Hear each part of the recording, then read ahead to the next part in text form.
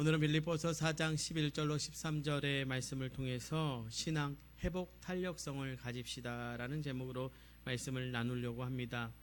이 시대가 참 어렵다라고들 말들을 많이 하지요.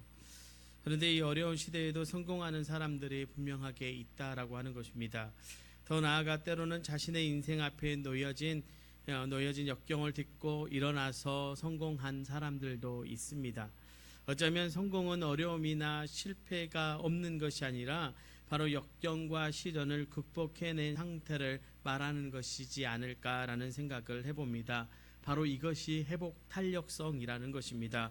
조금 생소한 말이지만 이 회복 탄력성이라고 하는 말은 바로 자신에게 닥쳐온 온갖 역경과 어려움을 오히려 도약의 발판으로 삼는 힘을 말합니다. 몇 년 전 SBS 그것이 알고 싶다에서 이 회복 탄력성에 대해서 방송을 했습니다. 그리고 실제 역경을 딛고 이겨낸 사람들에게 나타나는 공통적으로 발견된 역경을 이기는 이 힘을 회복 탄력성이라고 했습니다. 그럼 우리 믿음의 사람들 중에서 이런 사람이 없는가 하고 그 방송도 보았고 그와 관련된 책을 읽으면서 생각나고 떠올랐던 사람이 바로 오늘 바울이라고 하는 사도입니다.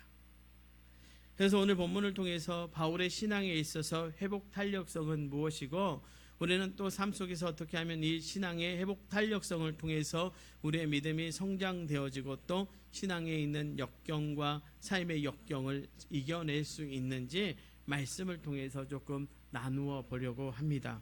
먼저 신앙의 회복 탄력성은 자족함에서 나옵니다. 오늘 본문 11절과 12절의 말씀인데요. 내가 궁핍함으로 말하는 것이 아니니라. 어떠한 형편에든지 나는 자족하기를 배웠노니 나는 비천에 처할 줄도 알고 풍부에 처할 줄도 알아. 모든 일 곧 배부름과 배고픔과 풍부와 궁핍에도 처할 줄 아는 일체의 비결을 배웠노라. 여러분, 오늘 본문 속에 있는 사도 바울이 지금 있는 상황이 어떻습니까? 우리가 빌립보서를 옥중서신이라고 부릅니다. 지금 바울은 감옥 안에서 빌립보 성도들에게 편지를 보내고 있습니다. 그런데 그가 지금 무엇을 말합니까? 10절의 말씀을 보면 이렇게 말씀하는데요.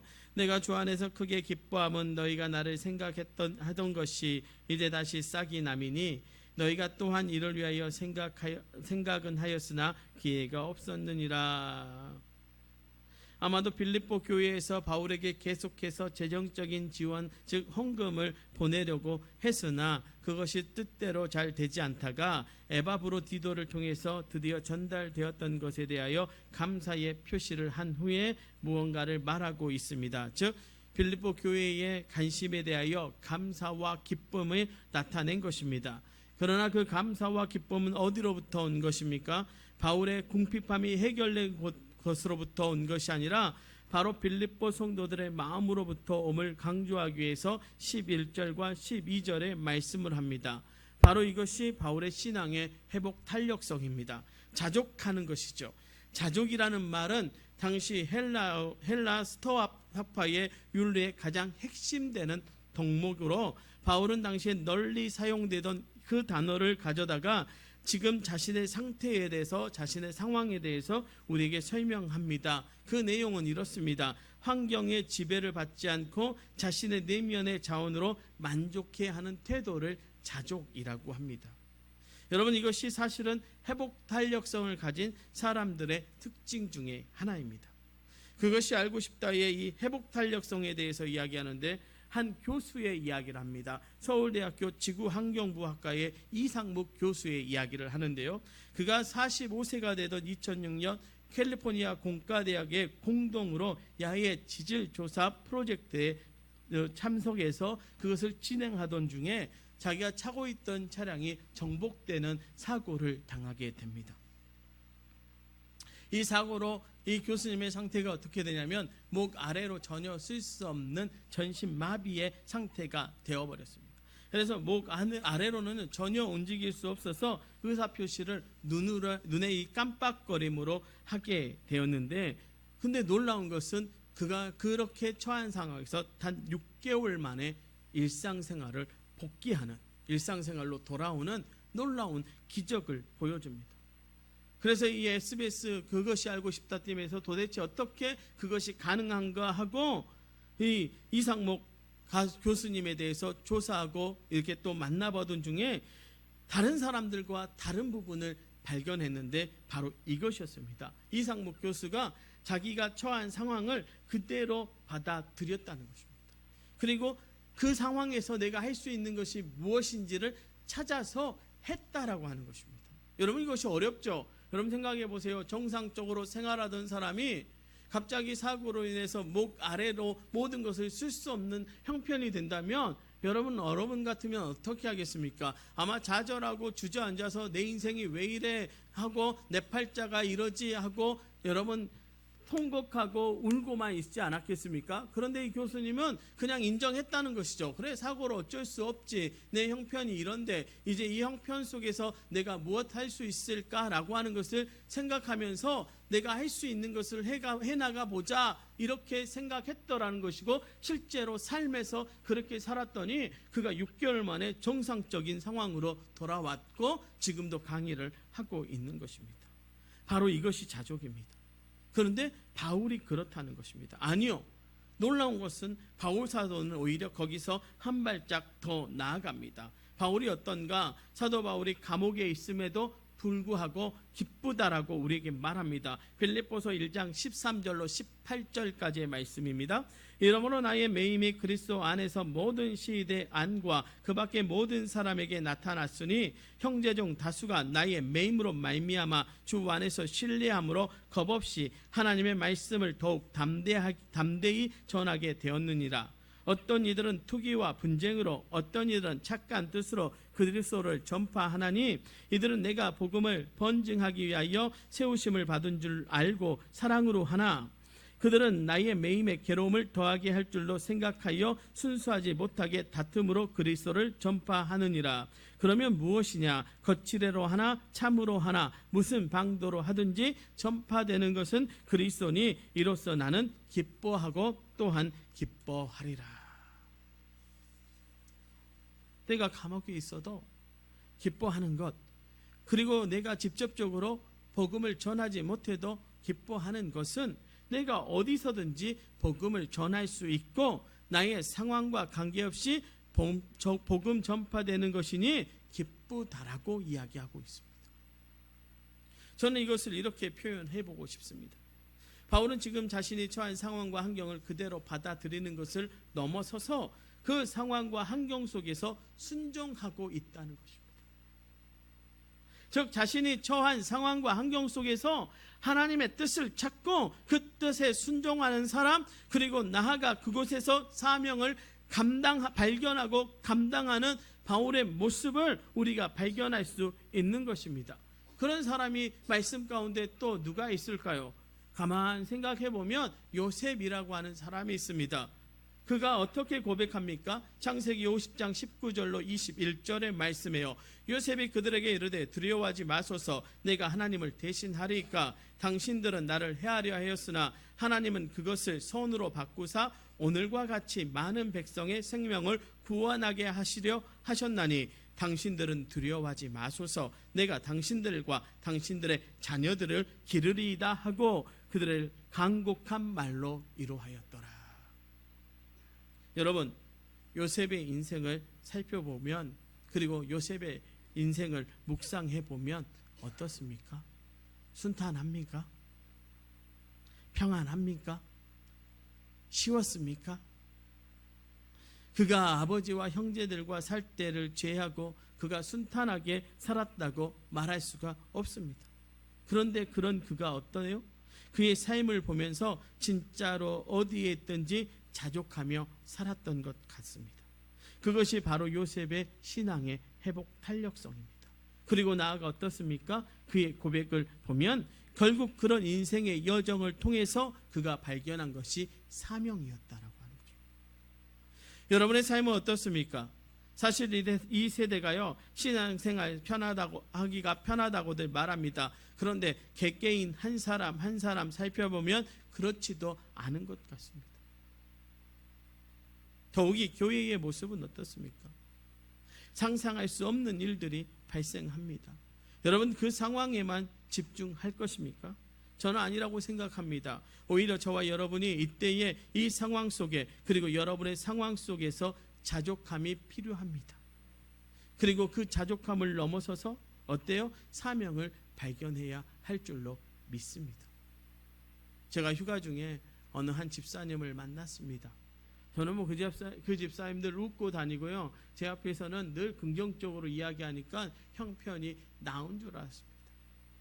그런데 그 집사님의 가정 형편의 이야기를 들어보는데요, 제 가슴이 답답해지고 할 말이 없다.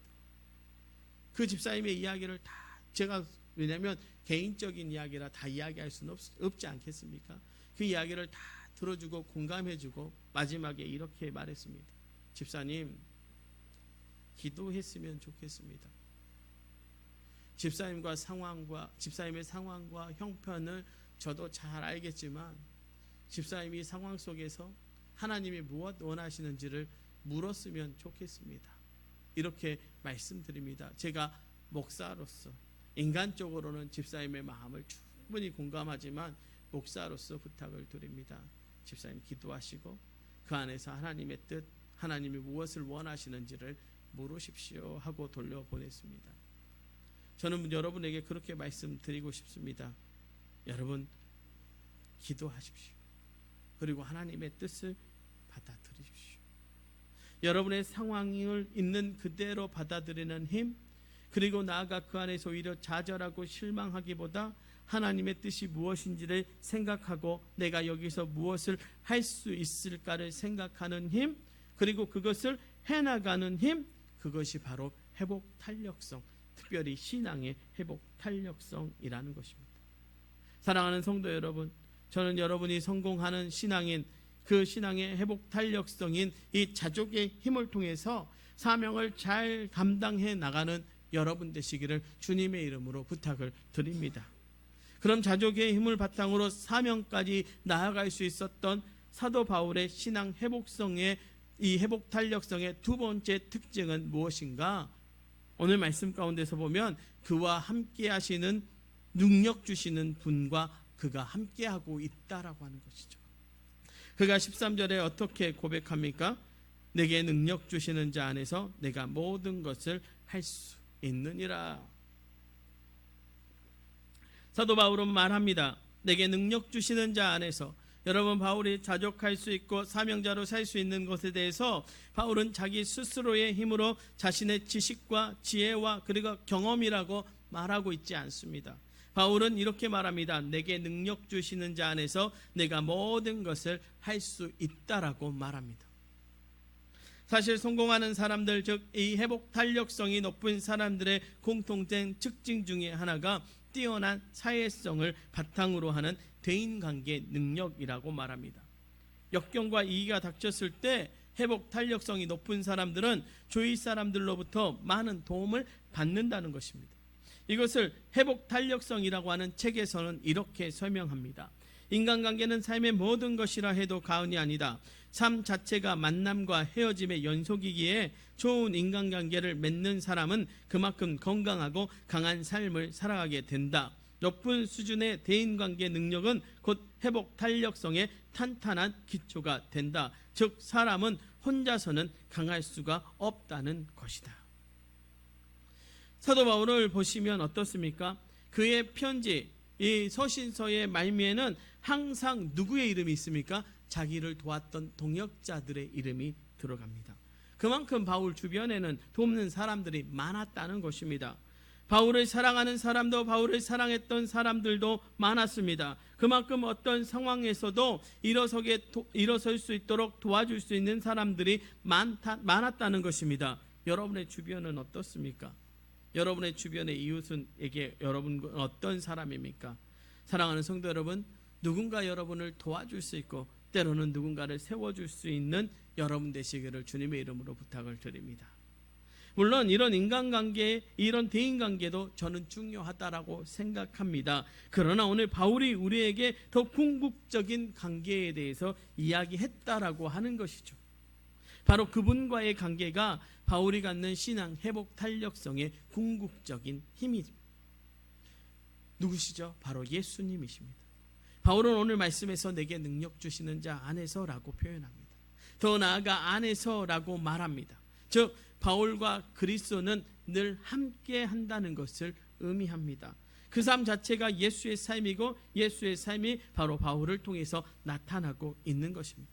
그러니 어디에 있든지 어느 곳을 가든지 그가 기뻐할 수 있고 자족할 수 있고 일어설 수 있는 것이 바로 예수님이 함께 하심을 통해서 그에게 능력 주신도 있다라고 하는 것을 통해서 가능하다라고 하는 것입니다.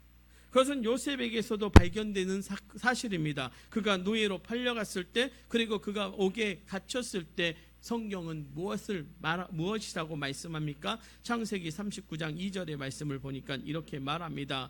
여호와께서 요셉과 함께 하심으로 그가 형통한 자가 되어 그의 주인 애굽 사람의 집에 있으니. 21절로 23절은 이렇게 우리에게 말씀합니다. 여호와께서 요셉과 함께 하시고 그에게 인자를 도와사 간수장에게 은혜를 받게 하심에 간수장이 옥중 제수를 다 요셉의 손에 맡김으로 그 재반 사물을 요셉이 처리하고 간수장은 그의 손에 맡긴 것을 무엇이든지 살펴보지 아니하였으니 이는 여호와께서 요셉과 함께 하심이라. 여호와께서 그를 범사에 형통하게 하셨더라. 여러분, 신앙의 회복 탄력성의 근본적인 힘은 바로 예수와 함께 하나님과 함께함에 있음을 믿으십시오. 요한복음 15장의 말씀을 기억하십니까? 포도나무와 가지의 비유 이렇게 말씀합니다. 내 안에 거하라 나도 너희 안에 거하리라. 가지가 포도나무에 붙어있지 아니하면 스스로 열매를 맺을 수 없음같이 너희도 내 안에 있지 아니하면 그러하리라. 나는 포도나무요 너희는 가지라. 그가 내 안에 내가 그 안에 거하면 사람이 열매를 많이 맺나니 나를 떠나서는 너희가 아무것도 할 수 없음이라. 사람이 내 안에 거하지 아니하면 가지처럼 밖에 버려져 마르나니 사람들이 그것을 모아다가 불에 던져 사르느니라. 너희가 내 안에 거하고 내 말이 너희 안에 거하면 무엇이든지 원하는 대로 구하라. 그리하면 이루리라. 너희가 열매를 많이 맺으면 내 아버지께서 영광을 받으실 것이요 너희는 내 제자가 되리라. 요약하면 뭡니까? 내가 너희 안에 거하고 너희가 내 안에 거할 때 열매를 맺는다라고. 그렇습니다. 포도나무의 가지는 포도나무에 붙어서 포도나무와 함께 모든 일을 다 당합니다. 그런데 그 모든 상황과 환경 속에서 끝까지 포도나무에 붙어 있는 가지만이 열매를 맺습니다. 사실 그렇습니다. 여러분, 우리가 예수를 믿는다고 평탄한 길만을 가는 것을 말하지 않습니다. 사실 그렇지 않습니까? 여러분, 예수 믿으니까 모든 것이 잘 됩니까? 모든 것이 평탄합니까? 그렇지 않습니다. 그런데 예수와 함께함을 통해서 우리가 그것들을 극복해 갈 수 있다는 것입니다.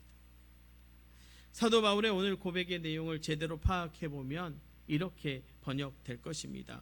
존 폴락이라고 하는 목사님이 그가 쓴 사도 바울이라는 책에서 이 구절을 다음과 같이 번역합니다. 내 안에 거하시는 분의 능력으로 나는 무슨 일이든 겪을 준비가 되어 있습니다. 아주 잘 전달된 메시지입니다. 바울은 자신의 능력으로는 불가능하지만 주님의 능력 속에서는 자신이 어떤 상황에서든지 그 상황을 겪을 준비가 되어 있음을, 그 상황을 받아들일 준비가 되어 있음을 고백하고 있는 것입니다. 여러분, 주님이 주신 우리의 모든 상황 속에서 주님의 뜻이 이루어지기 마련이고 주님의 모든 상황은 반드시 선으로 기결된다는 사실을 몸으로 배워 익힌 사도 바울이 주님을 위해 참수형을 당해야 하는 상황도 받아들인 사도 바울, 그로 인해 인류의 역사를 새롭게 한 사도 바울, 그가 뭐라고 말해요? 나는 내게 능력 주시는 자 안에서 내가 모든 상황을 받아들일 준비가 되어 있습니다라고 고백하고 있다라고 하는 것입니다. 사도 베드로도 이와 비슷한 상황을 겪은 적이 있습니다. 베드로의 이야기가 이런 이야기가 있죠. 헤롯 아그리빠 때의 이야기입니다. 베드로가 어떻습니까? 감옥에 갇히게 됩니다. 그 감옥에 어떻게 해요? 온 사슬로 몸을 조이고요. 16명이 8명씩 두 조로 밤새 사도 베드로가 어떻게 될지를 지켜보면서 감옥을 지키고 있었습니다. 베드로가 옥에 갇혔습니다. 교회는 그를 위해서 간절히 하나님께 기도할 뿐이었습니다. 사도 베드로마저 참수형을 당하기 위해서 교회는 하나님께 기도할 수밖에 없었을 것입니다. 맨손의 교인들은 죽음에 직면한 베드로를 위해서 간절히 기도했다라고 했습니다. 얼마나 간절히 기도했는지요, 여러분 익히 미루어 짐작 가능합니다. 그렇게 하나님께 간절히 기도드렸던 내용이 무엇이었을까? 그것이 궁금했습니다. 죽음에 직면한 베드로를 살려달라고 했을까요? 그러나 그것이 사실이 아님을 그 본문에서 우리는 확인하게 되는데요. 베드로가 구출되고 교인들이 기도하는 곳으로 갔을 때 처음 발견한 소녀가 사람들에게 베드로가 살아 돌아왔습니다, 베드로 선생님이 오셨습니다 라고 했는데 어느 누구도 그 소년의 말을 믿지 않았습니다. 오히려 뭐라고 그랬습니까? 너가 미쳤다라고 말했습니다. 계속해서 소녀가 말하자 찾아온 것이 베드로의 천사라고 믿고 그들은 단정해 버렸습니다. 간절히 기도하던 교인들 가운데서 베드로가 살아왔다고 믿는 교인은 단 한 사람도 없었습니다. 왜 그랬을까요? 그들의 불신의 기도를 드린 것이라서요. 기도는 했지만 정작 마음속으로는 절대 살아 돌아오리라고 믿지 않아서요. 그와 같은 그들의 불신의 기도를 굳이 본문이 기록할 필요가 있겠습니까? 무슨 이유로 불신의 기도를 강조하겠습니까? 그렇다고 생각해 본다면 본문 속의 교인들의 믿음을 잘못 이야기하는 것입니다. 그들은 매일 목숨 걸고 주님을 믿던 사람들이었습니다. 더욱이 그들은 주님의 말씀을 자신의 삶으로 실천하고 살았던 사람들 아닙니까? 그들은 찐 예수쟁이들이었죠. 우리 교회 학교 친구들이 그러더라고요. 다니엘과 세 친구 이야기를 했더니 한 친구가 저한테 그래요. 목사님 찐친이에요? 찐친이 뭔지 처음에 몰랐습니다. 그러니까 진짜 친구냐고요. 근데 여러분, 그 당시 초대교회 베드로를 위해서 기도했던 그 사람들은 오늘 우리보다 더 찐 예수쟁이들 아닙니까?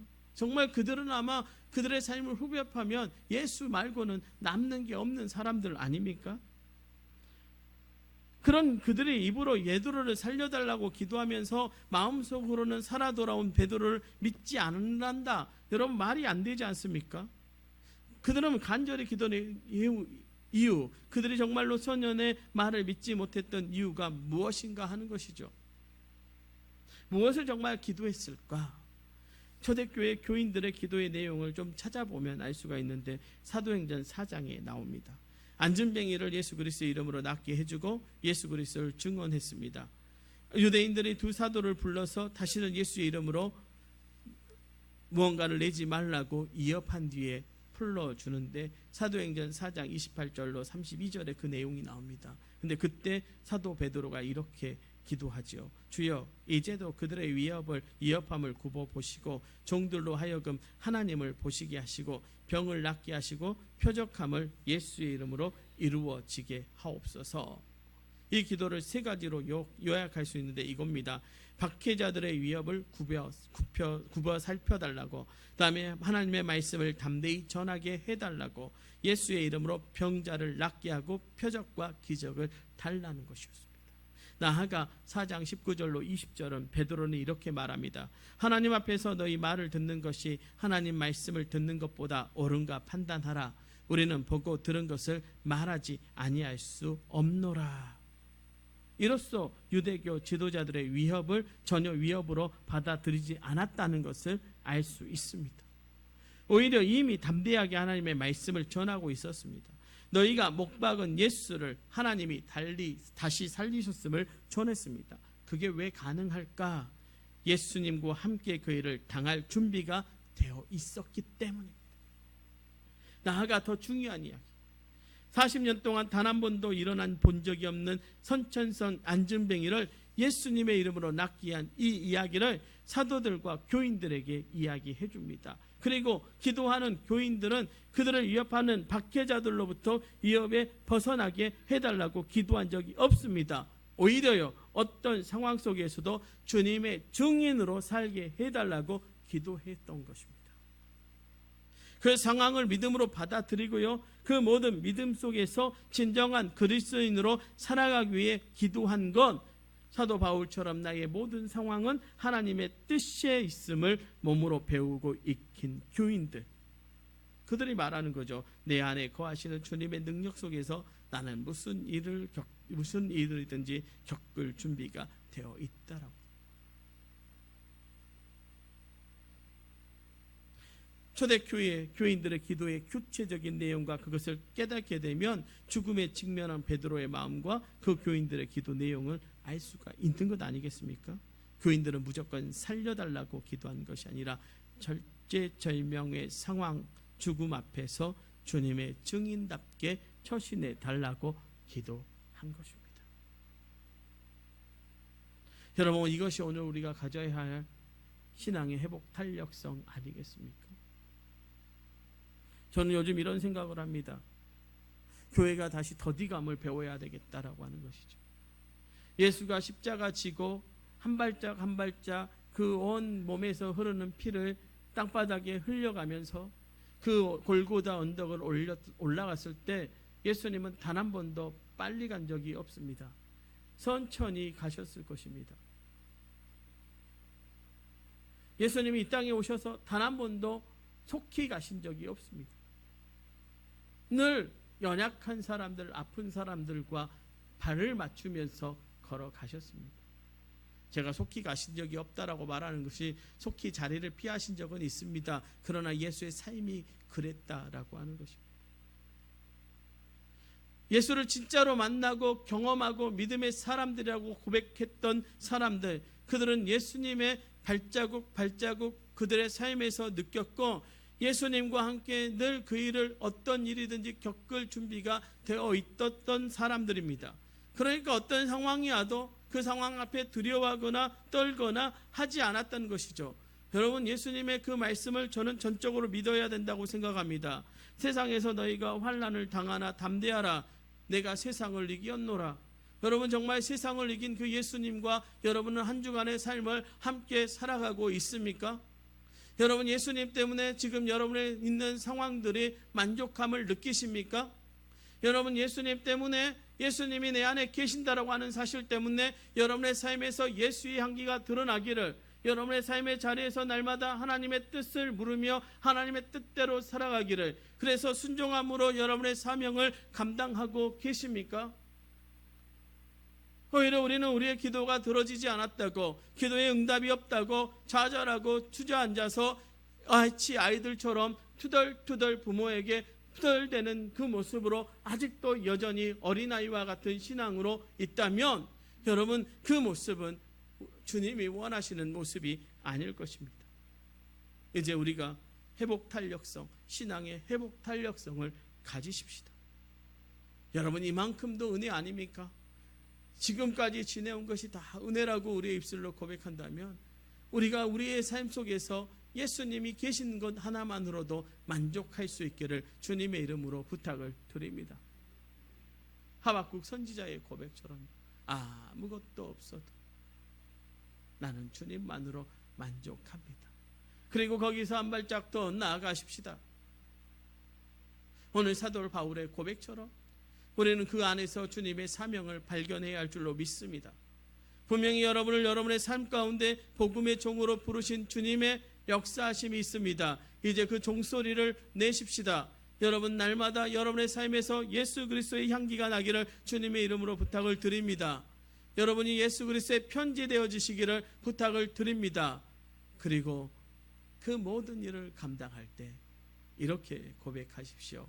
내게 능력 주시는 자 안에서 내가 모든 것을 할 수 있습니다. 여러분, 할 수 있습니다. 주님이 여러분에게 능력 주시기에 여러분은 모든 것을 할 수 있는 믿음의 사람들일 줄로 믿습니다. 한 주간도 주님과 함께 자족하며 주님과 함께 사명을 감당해 가는 귀한 도초동북교의 모든 성도들 되시기를 주님의 이름으로 축원합니다. 기도하겠습니다.